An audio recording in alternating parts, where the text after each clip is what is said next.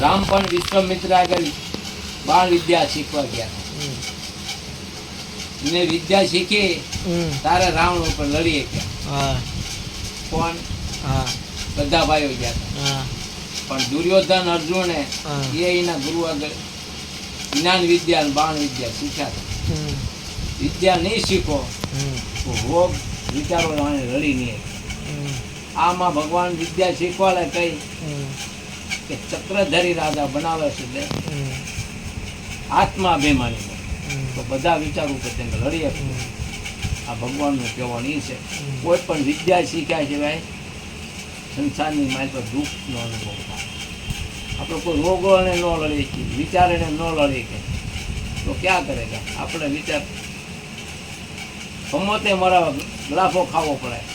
બધા વિચાર કરી જાય માણસ કયો રસ્તો પકડે? કારણ કે મરવું આવે. વિચાર આપણે બધાને સમોતે મરાવે. પણ ઓલા જ્ઞાન આગળ હોય ને જ્ઞાન ગંગા કહેવાય, જ્ઞાન ગદા કહેવાય. શસ્ત્રો બાણ એટલે આ વિચારને કેમ મારવો?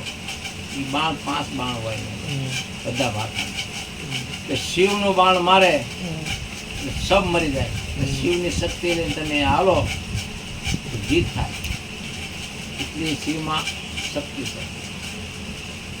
પણ અર્જુનની બધા શિવને યાદ સિવાય જમતા નહીં, પૂજા કરતા જ છે.